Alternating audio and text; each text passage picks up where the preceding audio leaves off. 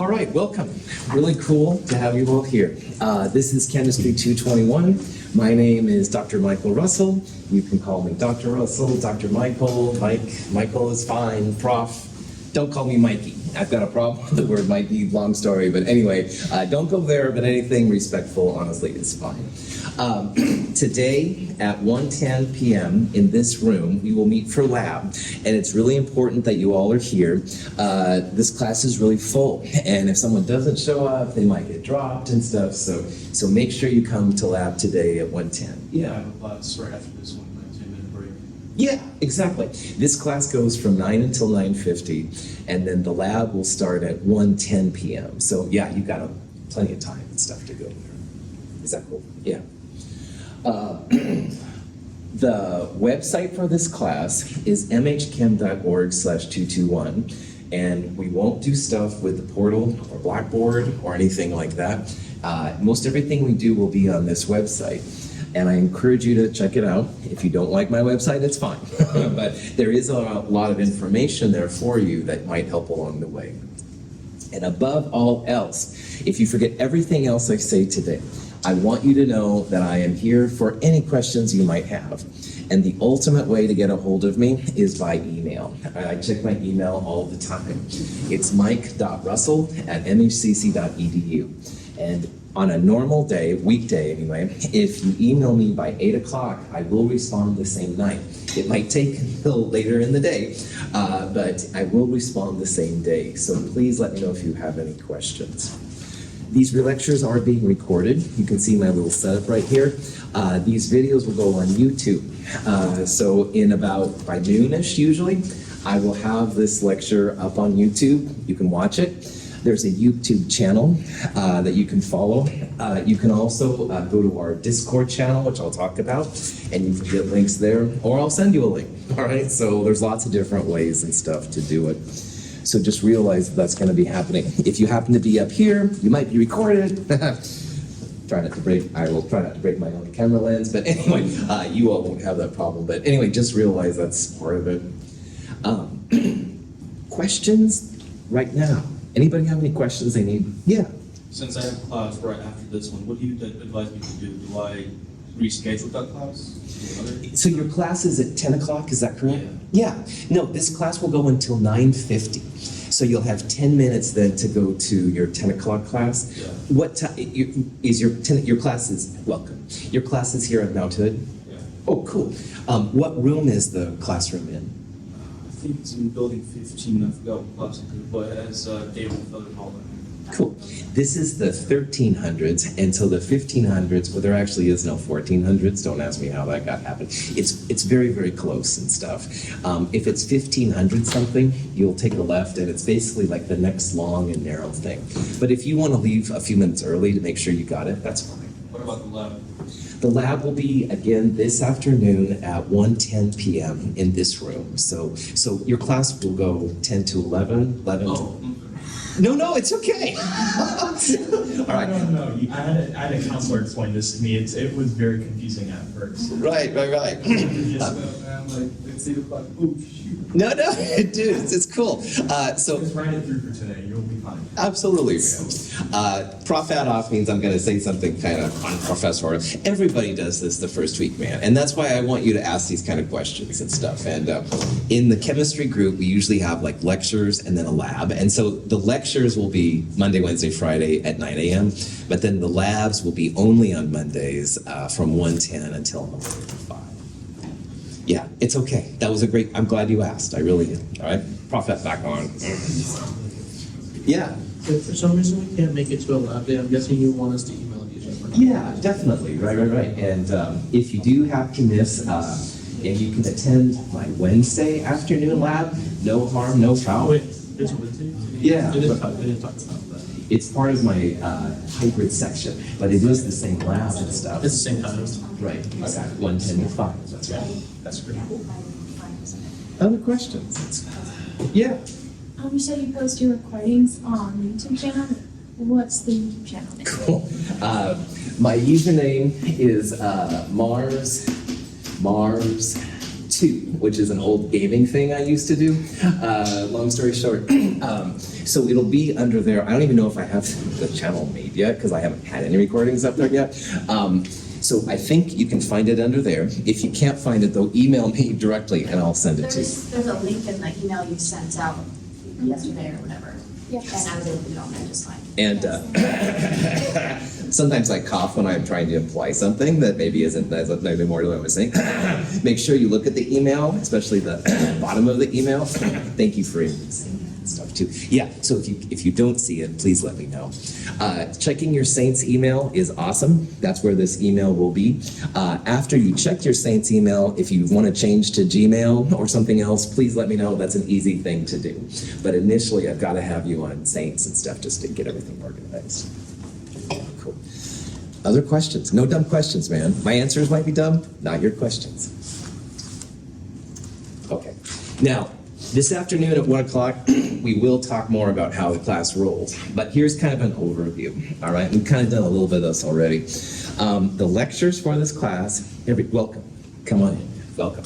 The lectures for this class, Monday, Wednesday, Friday, 9 to 9:50, all right? So we'll be done right at 9:50. You can go to other classes at 10, stuff like that. I record the lectures. I'll post them on YouTube. There's a podcast if that's your thing too, whatever, do what you want. I will use like a type of a PowerPoint notes, and in the companion, which is something I hope you either have or will be getting and stuff like that, the companion has a printed copy of all these notes. So you'll be able to, you don't have to write down all the details of the problems. You can just make notes on the side. I believe it's Roman number section 3 in the companion. It'll start with chapter 1 and go on, and you're welcome to do that. If you haven't ordered the companion, I do encourage you to get it. You can also print the material. You can see that she has the companion right here. There's a lot of pages to it. If you're going to print your own, you don't need all of those pages, but it is kind of cool if you have it too. So check that out. Now, for you in section 01, we will have a lab that meets each Monday from 1:10 p.m. to 5 p.m. And we'll start in this same room right here, all right? And at 1:10 today, I'll talk more about how the class works, talk more about problem sets, what's due. For today, if you bring your calculator, excuse me, and if you have a copy of the 8 Bottles lab, you're good to go. You don't have a copy of the lab? Don't worry, still come. I've got copies for you. You don't have a calculator? Just show up, all right? I don't care. This class is full. There's some people on the wait list, and I need to see that you're here and want to be here. So make sure you come today especially, all right? I just need to see who's here and just like that.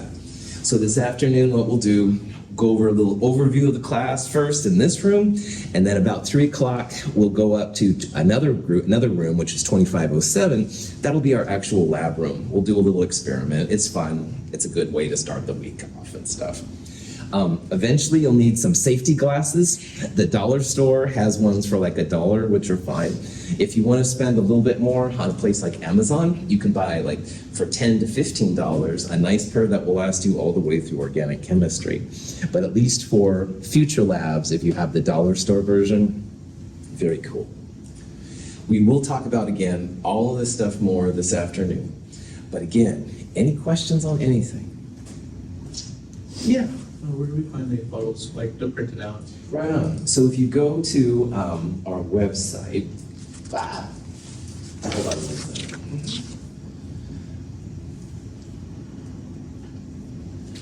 This looks a little weird. This is our website, all right? It's mhchem.org/221, and it sends you to this thing. If you go down here, this is like an overview, and you're in section 1. So if you look, now I'm looking kind of here at the corner, so sorry, but it says there's the companion, 8 bottles, there it is. So what you can do is go there and print from there if you want. Also, if you see the expanded thing on the left, under class resources, again, I'm looking here, sorry, it's kind of weird, under lab, There we go. Here's our lab materials, and for week 1, 9/25 to 9/29, you can also print the 8 bottles from there. Now, one thing just to let you know is that I do have 2 types of labs this quarter. I've got web classes and I have actual face-to-face classes. And if you look at this section, there's an 8 bottles for 01 and H1, the sections. Well, and there's also an Introduce Yourself lab. The Introduce Yourself is for my web-based section, and that's a different lab than what you'll be doing. So in case you happen to see this, just make sure you always pick the 01 H1. You can also email me and I'll send you a direct link. Other questions? Excellent. I love all of your questions. They're really cool. All right. So, all right. So what the heck is chemistry? Yeah, go ahead. What is your food and drink policy? Or obviously not in the lab. Right on. In this room, anything goes. You bring pizza, you may have to share, but that's beside the point. In this room, it's cool. In the lab 2507, I'm going to discourage you from stuff because we'll have lots of chemicals and stuff. So, but in this room, you bet. Coffee, food, anything is fine and stuff. So, excellent question. Other questions? All right. What is chemistry? How would you describe chemistry?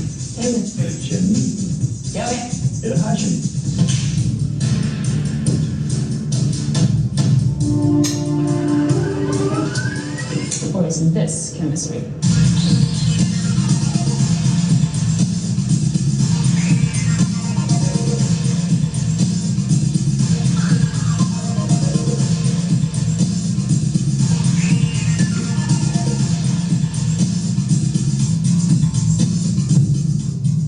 So this kind of cheesy video was for an International Day of Chemistry a few years ago. And I like it because it contrasts what people sometimes think, like people in the lab doing chemical reactions, stuff like that, versus practical things, like eating is chemistry, all right? Every time you eat or you drink and stuff like that, that's chemistry, all right? Also things like scuba diving, people going to other planets, photosynthesis and biology, all kinds of things are chemistry. And we're going to explore what it means to be a chemist and what chemistry is in this class.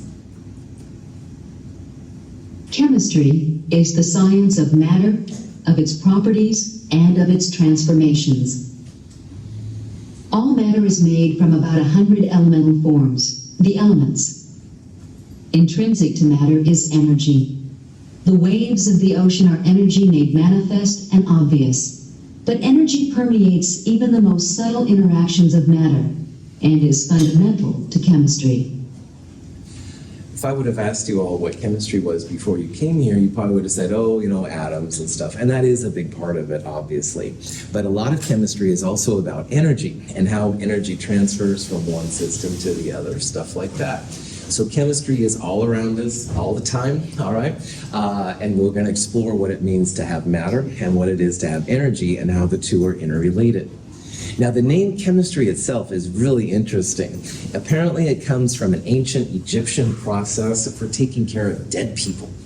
So chemistry was way ahead of Halloween. I mean, chemistry has always been kind of weird, right? I mean, you know, embalming the dead, woohoo, you know, that's kind of strange. Later, chemistry was applied to types of metalworking and stuff, which has always been a specialty thing. So a lot of times chemistry has been seen as the 4-letter word science or kind of an occult thing, and it still has kind of a bad rap. And one of the things I'm going to try really hard as your instructor this quarter is to make you see that chemistry can be cool, the other 4-letter word, not necessarily a funky thing. And I'm going to try and share with you all the excitement that I have for studying molecules and the transfer of energy. Matter is made of atoms. When 2 atoms of the element hydrogen are bound to a single atom of the element oxygen, they form a molecule of water. Atoms and molecules are amazingly small. Because atoms and molecules are, in a practical sense, impossible to see individually, scientists often depend on models when working with and discussing them. A single drop of water contains more than 2.5 billion trillion water molecules. Everything around you, everything that you see, the air we breathe, the drinks we consume, stuff like that, is made up of one of the 118 or so elements from the periodic table. And different combinations of these things will create different substances. So if you are having cereal and it's not sweet enough, you want to, of course, put sugar on there and not salt. You'd have quite a different reaction to the sugar versus salt. That's because the molecules inside are different. The periodic table is definitely a very useful cheat sheet, if you will, for chemists. You can always have, in my class, a periodic table in front of you. Quizzes, finals, exams, all that kind of stuff. It's inevitable that it'll be useful, and we'll talk about it. But the other thing that's really a trip about chemistry is how small the matter is, all right? Like, if I've got a donut and I cut it in half, all right? Yeah, 2 halves. Then I cut the half in half and it's a quarter, eighth, 16th, et cetera, et cetera. Well, I can keep cutting with my knife down to the point, and I still have a lot of atoms inside here. So check this out. Let's pretend that I put about a teaspoon of water down the drain. Probably more than that, let's be honest. But anyway, a teaspoon of water has more molecules of water than there are teaspoons of water in the Atlantic Ocean. Now, if you've ever seen the Atlantic, it's a lot like the Pacific. Can't see Europe, all right? Can't see Africa. It's big, all right? And you can imagine you go out there with a teaspoon, you'd be making lots and lots and lots of teaspoons. But I just put more molecules of water down the drain than there are teaspoons of water in the Atlantic Ocean. So molecules aren't just small, they're freaking small, all right? They're much smaller than like a traditional microscope can use in biology. You need really specialized equipment to see them. And with newer technology, we're starting to have little home movies of molecules running around, and it gets me really excited, I'll be honest, to see them, but they're super hard to see. Chemistry is also unique then because they're so small. We'll use numbers that are just really, really, really, really, really, really small. But because there's so many molecules at one time, we're going to use numbers that are really, really, really, really big. So this is another strange thing about chemistry. All right, really small numbers and really big numbers.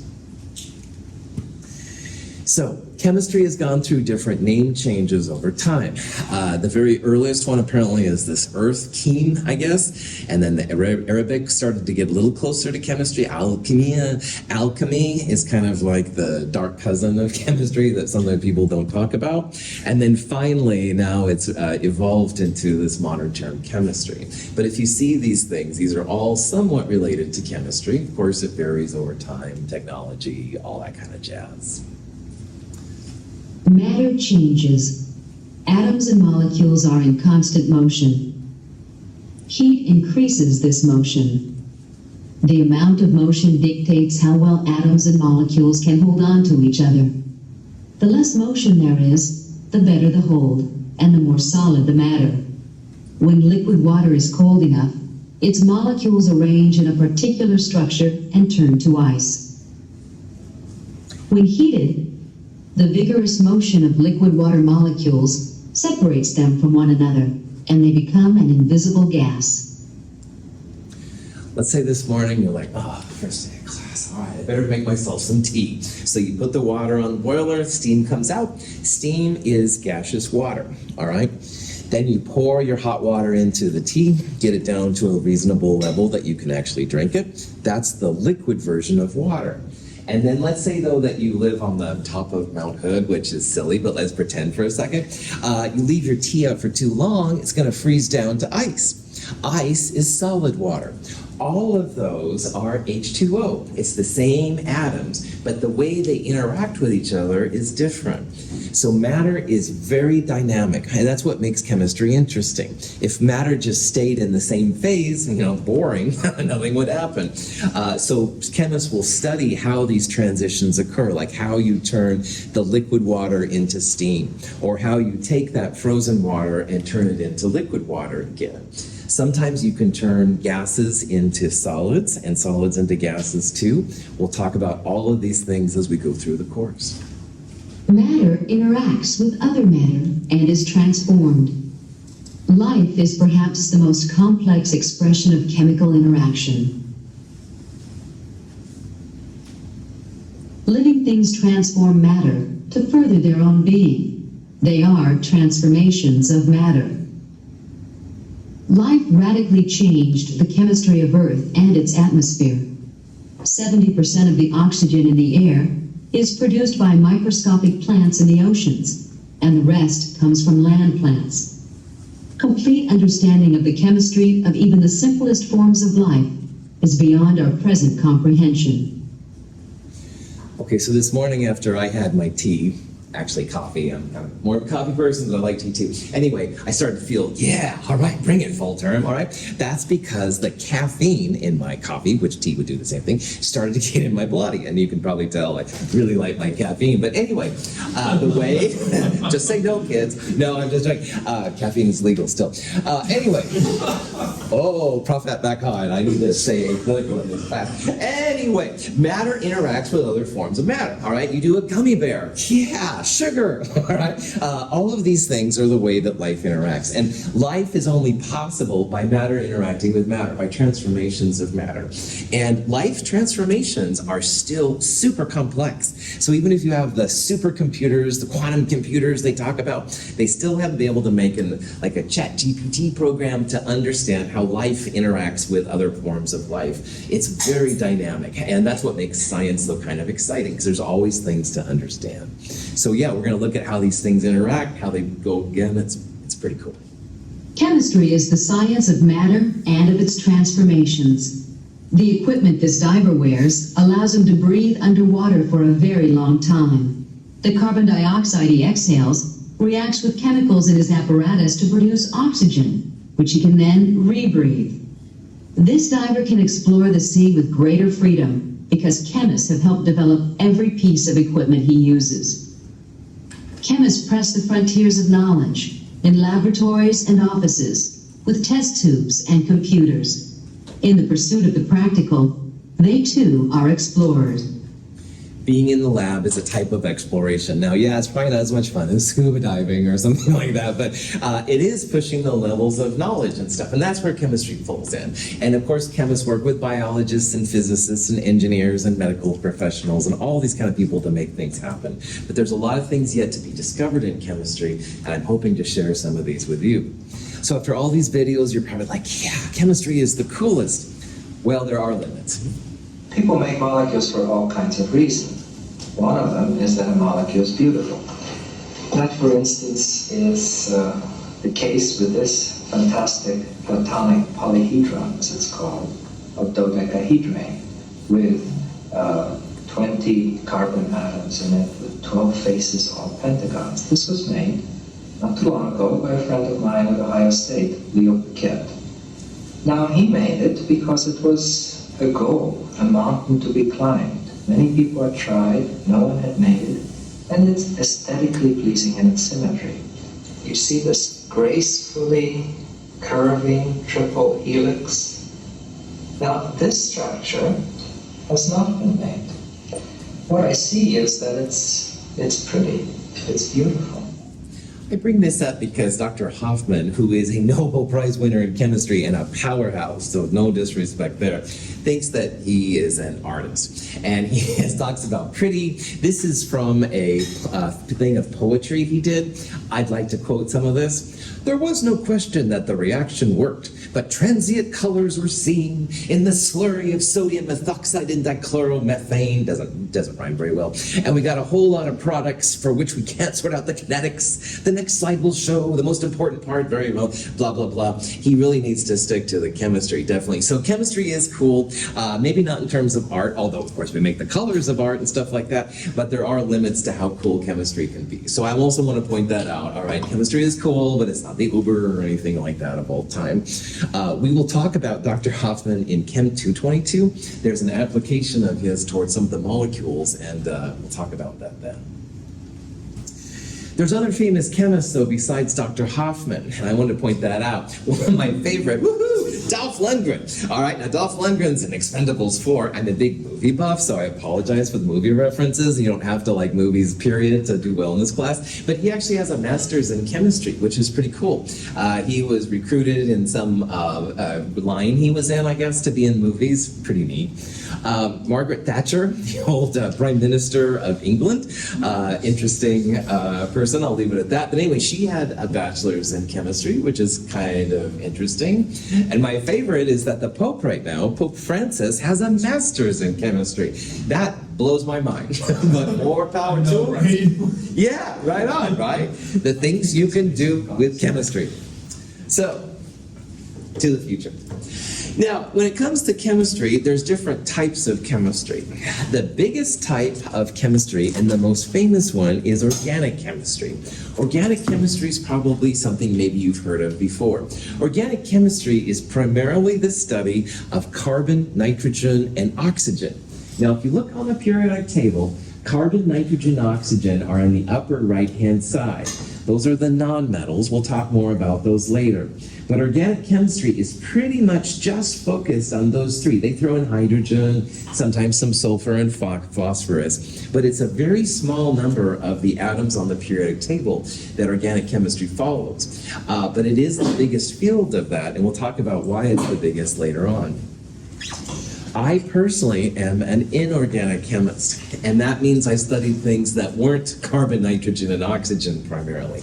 I especially like metals. Yeah, heavy metal. No, seriously. Well, all right, I do like heavy metal too. But anyway, the metals are beautiful, man. Colors. Carbon, nitrogen, they make black or white, basically. Inorganic, you can have a whole variety of colors. And honestly, that's one of the reasons why I went there. Inorganic chemistry is not as big by any means as organic chemistry. And again, we'll talk about this. But this is my background. I studied metals. I looked at how light interacts with molecules and stuff like that. That was kind of my background. In addition to organic and inorganic, there's also analytical chemists. Those are the people that determine how much and what kind of materials you have. If you're a fan of CSI shows, crime scenes and stuff, they are always using analytical techniques to see if the blood splatter pattern follows what they think, or if they're looking at gunshot residues and stuff like that. Very important field of chemistry. Physical chemistry is where physics, chemistry, and calculus all come together. And so they'll model chemical systems, they'll derive different ways to solve for things. It's a fantastic field. If that's your thing, then that's awesome. Biochemistry or biochemical chemistry is the new player on the block. This is where biology and chemistry come together. 21st century, they claim, is the century of biology, Human Genome Project, all this kind of stuff, and biochemistry is a big part of that. So they'll look at proteins folding, amino acid synthesis, and all kinds of jazz like that. Here at Mount Hood, we have 5 full-time chemists. Myself and 1 other chemist are inorganic. We have 2 organic chemists, and we also have 1 biochemist. So we don't have an analytical or a physical chemist, but that's okay. Now, in addition to that, there's a whole bunch of different types of chemistry besides this. So like environmental science definitely plays a part of chemistry. You want to know what they've been polluting in our water system? That's where you go to environmental science. I do a lot with geology here at Mount Hood, which is geochemistry or pure geology, rocks and science, how they interact with things. There's definitely chemical engineering. Chemical engineering is when you actually make the chemicals that you actually synthesize and lab it on an industrial scale.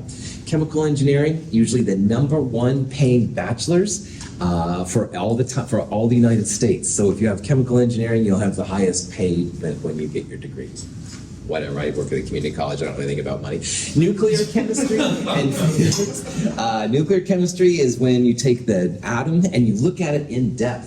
And so you blast it with alpha rays and stuff like that. We will absolutely talk about nuclear chemistry more later in this class. Physics and chemistry are both physical science, so we have a lot of interaction there. And of course, there's all different kinds of things and stuff that can happen.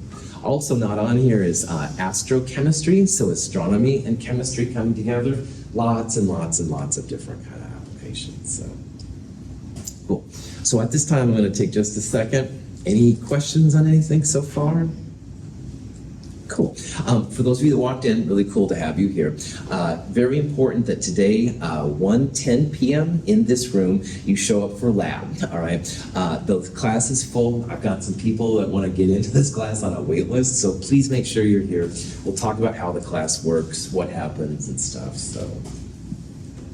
Questions? So, let's start talking about the language of chemistry. Now, this doesn't always make people kind of double take because they don't think of this as a language, but there actually is like a language component to chemistry. Now, if you're learning a language, all right, I'm on Duolingo right now trying to learn Spanish and failing, but if you want to practice with me sometime, I'll try, but don't expect a lot, okay? But profet.com. When you learn a language, you first need to know the alphabet, all right? So you know the letters that are used. Then you can put those letters into words, and you use the words, of course, to make sentences. Well, chemistry has something similar. Our letters are the elements. So up here on both my left and my right side are the periodic table of the elements. And those are literally the building blocks of everything we see around us. If you have an element, you can't break that element down into other compounds using ordinary means. Now, what that means is we're not going to blast it with radiation and things they will do in nuclear science. That's a different ballgame there. But here at Mount Hood, let's put it that way, this would be almost impossible to break elements down into other substances. So as an example, aluminum is one that's, of course, used for aluminum cans. Aluminum up there is number 13 on the periodic table, Al. So you can see that on the periodic table, we have symbols because who wants to write out aluminum all the time? And this guy, Lavoisier, was the first one to think that, there probably are these elements and stuff that can be broken down. Some of the elements, though, are different. Like bromine is Br, but sodium is Na. So one of the things you should start thinking about is not memorizing, but becoming more familiar with the periodic table, all right? I'm not a person that will ask you like to name the symbol with the element, but making yourself familiar with it will keep you from looking on the periodic table for which element is which. So this periodic table is really cool. Notice that my periodic table here goes out to 118. And on the periodic tables in this room, 118 would be under Rn right there. And there's also some different symbols. So one thing that I fight all the time as a chemist is that the periodic tables are inevitably out of date, all right? It happens, it's no big deal, but do realize that right now there are 118 elements known. They are apparently really close to getting numbers 119 and 120, which would go right there, being made, which is really, really cool. So when you see like these periodic tables, you think, oh yeah, there's, 113 or something on there, but it's actually 118. And one of the things about a chemist is always trying to be aware of how many elements are truly there. This guy Berzelius was the first one to come up with the idea of having symbols for things. There were a couple of pre-biblical elements, all right, that were known, not too many, but a few. So this number keeps changing. Since I've been at Mount Hood, they've started to fill in from 104 on. And so that's exciting. This is a constantly changing thing. If you have, your parents' periodic table from when they were in school, probably might want to look at a new one just to make sure you're up to speed. And now a medication lesson in chemistry. Need help remembering the periodic table? Try this simple phrase. Harry Herman liked being big, 'cause not one forest near National Mount Boone allowed sick, puny Sasquatches. Clearly arbitrary, this kink caused scads of tiny vermin to cry.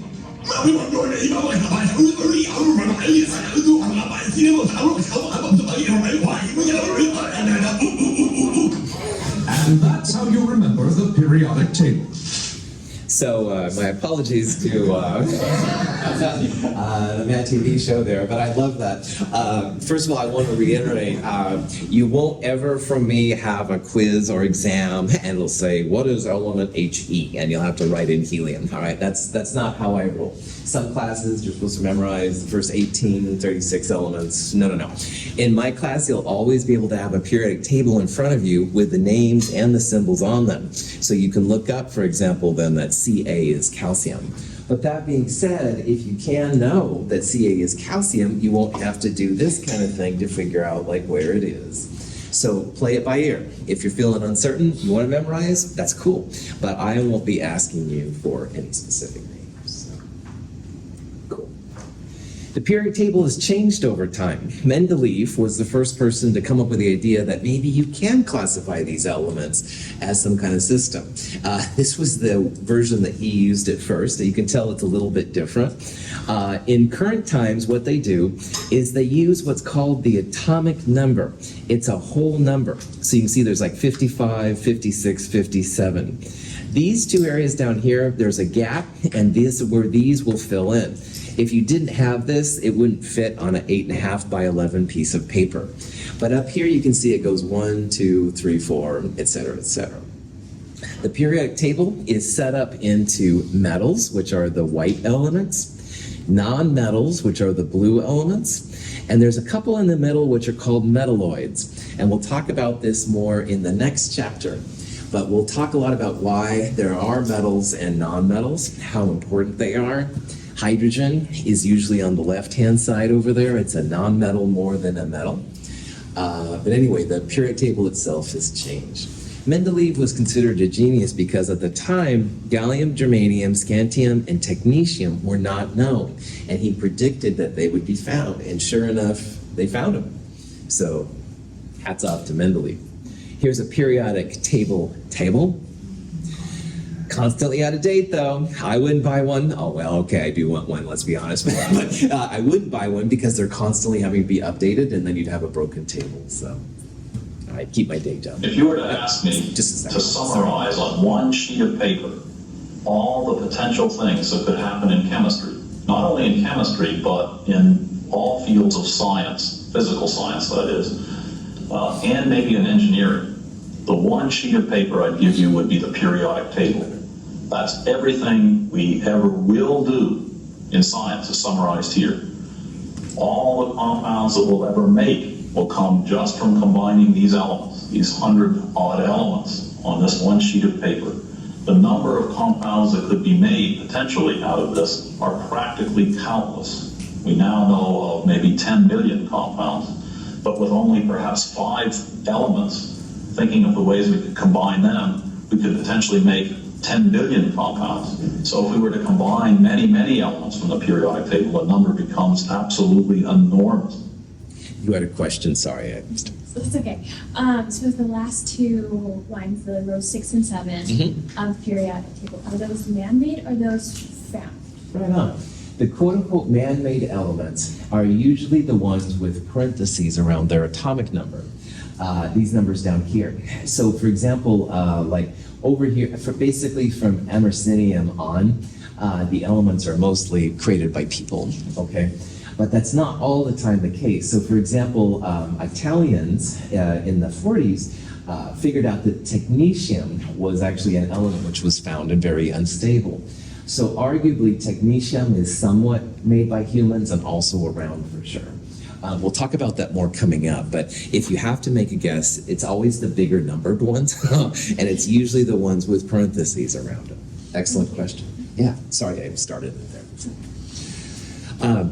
This one is just to say how cool chemistry is. No, it's trying to say how right now 10 million, 20 million, whatever compounds are made. But man, most of those have carbon, hydrogen, oxygen, little sulfur and stuff in them. So my beloved caffeine, vitamin C, DNA, those are those kind of compounds. But that's only with those couple of elements. They haven't explored molybdenum and chromium and tungsten and iron as much as they could.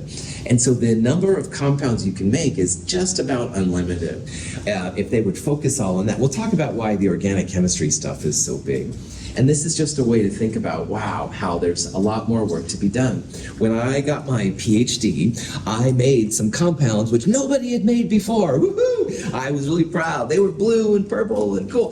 They didn't cure cancer. They didn't make me any money, but I was the first one to do it. And you could do that too. All right, it's pretty chill to make new compounds if you've got the right equipment and stuff like that. One thing I wanted to point out though, almost all cell phones have about a third of the naturally, non-human made, occurring elements in them. So if you look at your cell phone, of course you wouldn't want to break it apart normally, but yeah, it'll have all kinds of stuff. The batteries has stuff, the screen component has some pieces, definitely the CPUs and processors and all that jazz inside there. It's super important that you recycle your phone or do something with it, don't just throw it away, because a lot of those things in there can be reused and stuff and given. You maybe have heard how China is hoarding some of their elements. Some of those elements are mostly found in China. And so if we can reuse some of the things in the old phones, it would keep our dependence on foreign sources, less and all that kind of political stuff. So, but woohoo, chemists help make the cell phone.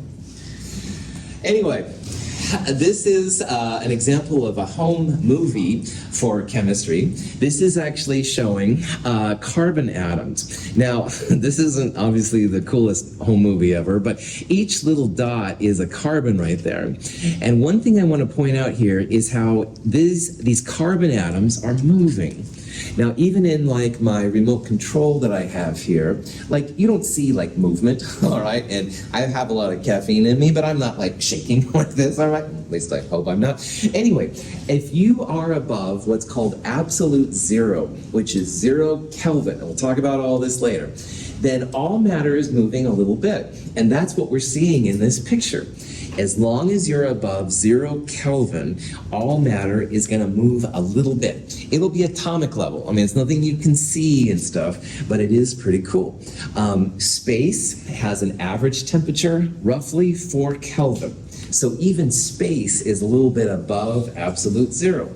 So if you look at molecules in space, it may not be this much movement, but there would be some movement too. Pictures came before movies. This is a picture from a bunch of copper atoms. The distance from one atom to the other side is 1.8 nanometers. 1.8 nanometers is 10 to the minus 9th meters. Now, a meter is this big, so 10 to the minus 9, cutting it down to 1/10 would be 10 to the minus 1, 1/100th would be 10 to the minus 2. You can see that that's a pretty small amount of distance, and that's why it's hard to take pictures and stuff. So if those are all individual atoms, why aren't they all the same shape?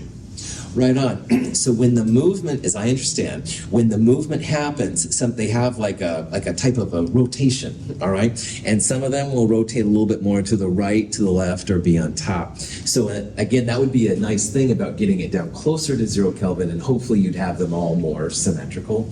Sometimes there are impurities on the solid phase that can happen as well, but I think in this case it's because of the rotation. Great questions. All right. So the atom, which is the smallest piece of matter, is what we're going to focus on here at first. And the atom is something that happens for every element on the periodic table. If you can get the smallest piece of an element down, you're going to have an atom. And so all atoms, they have electrons kind of rotating, if you will, around the outside. And all atoms have a nucleus in the middle, where a nucleus will have what's called protons and neutrons. And so regardless of if it's hydrogen, number 1, or uranium, number 92, you're going to have protons and electrons, and most of the time you're going to have neutrons as well.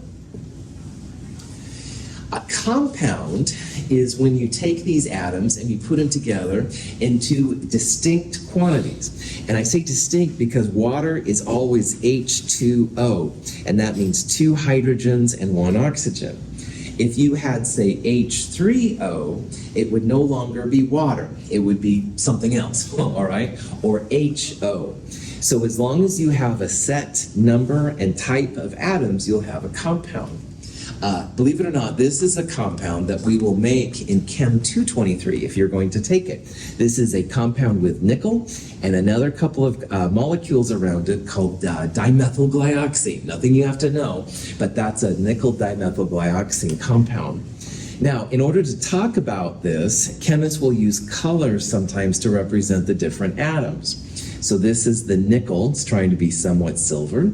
Black atoms usually are carbon. White atoms usually hydrogen. Often oxygen is red, often nitrogen is blue.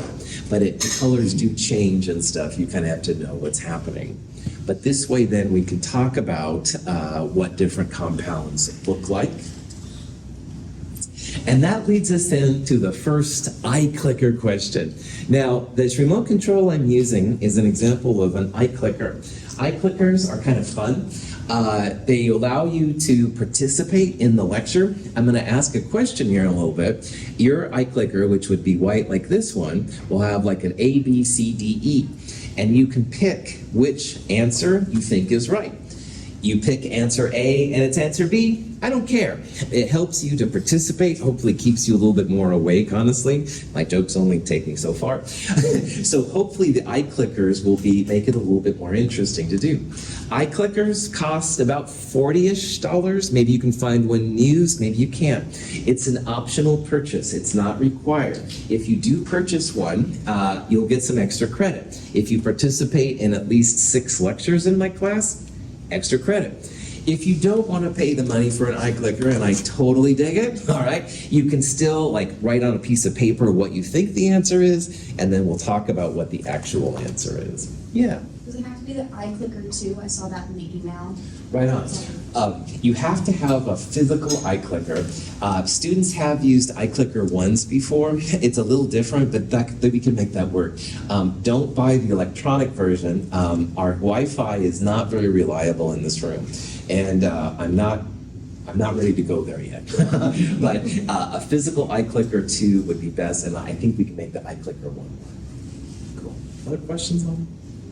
Yes. Would you even buy if we would like one? Yeah, I'm not supposed to recommend them, but I will. Amazon is usually pretty good, all right? Amazon will have them, but also even on Craigslist sometimes for Portland, you'll find somebody else who had an iClicker and they'll sell it to you at a little bit of a discount and stuff. So those are some places that people have usually got them. Our bookstore, I think, sell them too. Honestly, I haven't some weird things with the bookstore, but I think they would sell them as well. All right, so here's an example of an iClicker question. I'm going to push it. It shows that it's now down. There.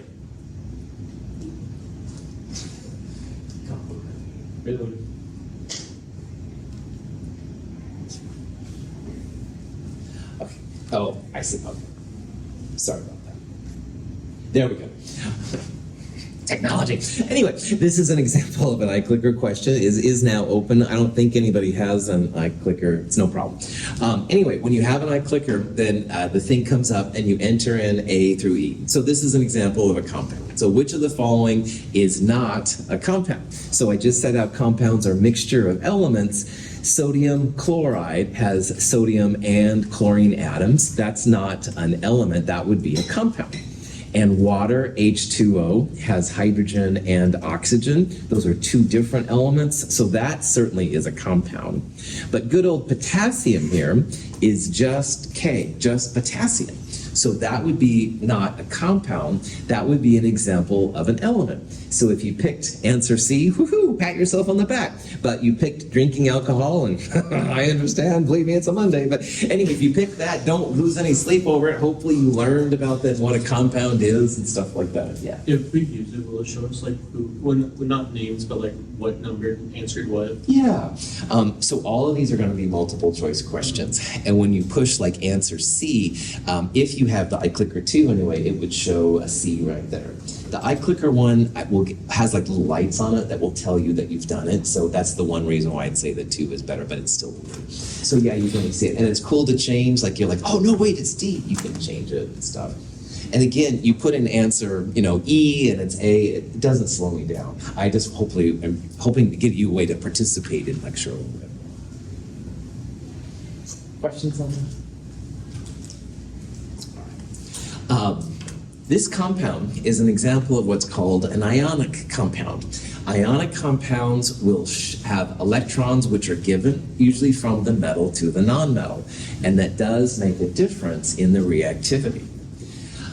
Compounds like water and caffeine are examples of covalent compounds, and covalent compounds will share their electrons. They don't necessarily hog them. I think this is going to be a good place to stop. We'll talk a little bit more on Wednesday about molecular formulas, molecules, covalent compounds. Any questions? Yes. What will the quizzes be? Will it be over lectures or? Cool. Anything from problem set 1 could be on the quiz. Okay. All right. And I will talk about that more this afternoon. Okay. So, quick reminder too, this afternoon, 1:10 p.m., this room, be here for lab. Go ahead. Every Monday, will it always start at 1? Yeah. That's right. The labs start at 1:10 and the lectures will be Monday, Wednesday through Friday, 9 o'clock. Other questions? All right. Have a great week. Let me know if you have any questions. I'll see you this afternoon. Thanks for being here.